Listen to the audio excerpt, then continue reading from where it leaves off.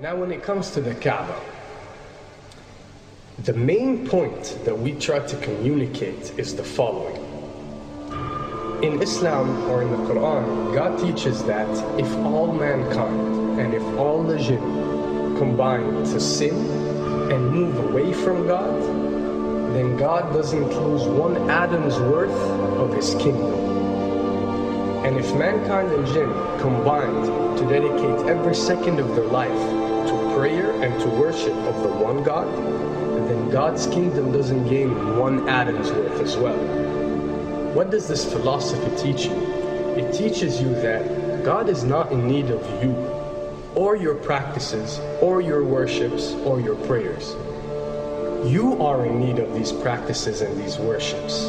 You are in need of God and not the other way around. If you can understand that philosophy, then you can appreciate prayers and what they are meant to do, which is basically enlighten you. So when dealing, for example, with the Kaaba, Muslims are required to go and perform Hajj one time in their life, and it's one of the 5 pillars of Islam. Growing up, most Muslims accept this, and most of them do it without questioning, and this is the essence of belief, and this is great. But at the same time, this doesn't mean that if you question or research, you're going to come back with negative or bad answers. The opposite is actually true. So when we started researching into the esoteric agendas and we started researching the elite, we found out how much certain type of practices and rituals can affect your lives. So when we went and placed this on Islam, we developed an even deeper respect for this religion and a far deeper respect for God and the creator of us.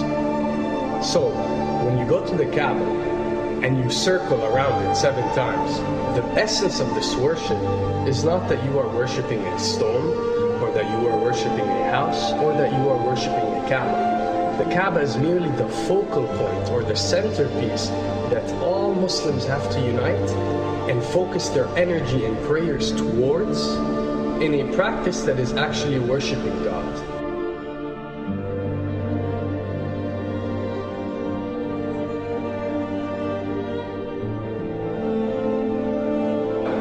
Now, going in circles counterclockwise does not break you away from time and space. But the fact that the energy of the Kaaba is the strongest energy on earth and it flows counterclockwise, by you flowing in correlation with this energy, you are uplifting yourself. You are reaching spiritual levels that you rarely do experience anywhere else on earth. And the fact that you got to do it 7 times, and we are taught that there are 7 skies or 7 samawat or 7 spiritual planes, then one can discover that each circle breaks you through a spiritual plane spiritually, so you can reach the ultimate state of wisdom and spirituality. Does this mean that only Muslims can reach this level? Does this mean that if you're not Muslim you give up or you reject this information? Not at all. In essence, any one of you, regardless of what your faith is, if you are dedicating your worship and your journey to the one and only Creator and not anything created, then you are on a righteous path.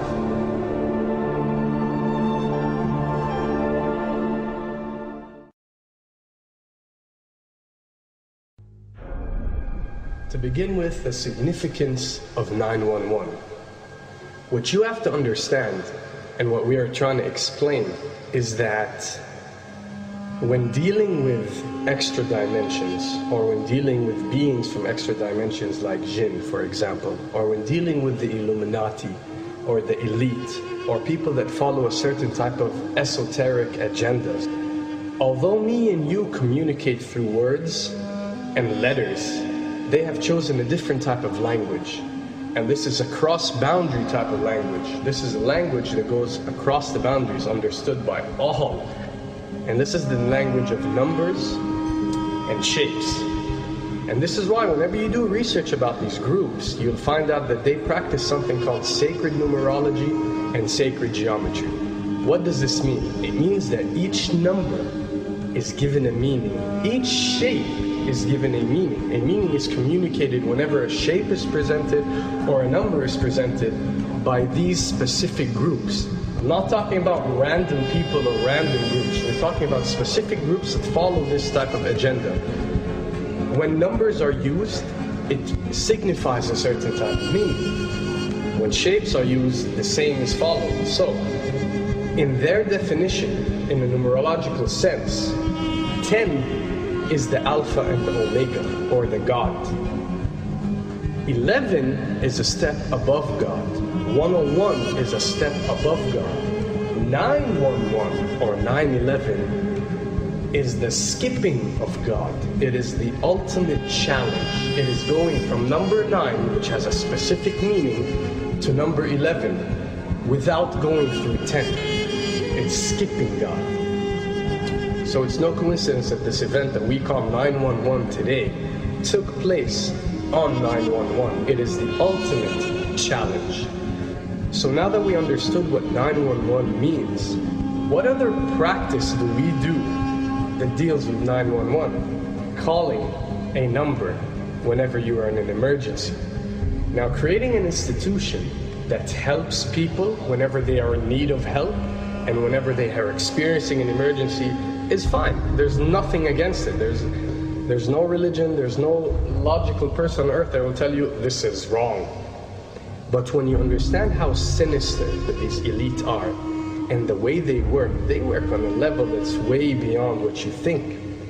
So the fact that when you're experiencing an emergency or when you are in need of help, you have to pick up a phone and dial 911, which is the ultimate numerological definition of skipping God, then you'll understand how these people work.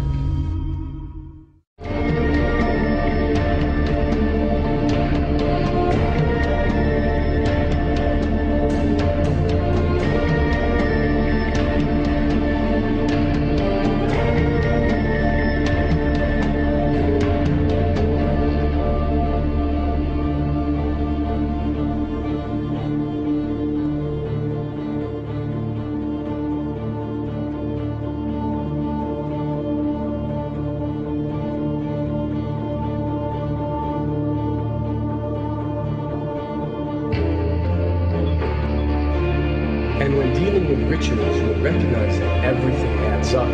For something to be a ritual, everything has to be in place, everything has to be perfect. And my advice is, if you want to recognize that something is satanic, it has to add up in all sense. The numbers have to add up, the shapes have to add up, the event has to add up, it has to have one general meaning. The pieces of the puzzle fit perfectly. That's when you recognize when something is ritualistic or satanic.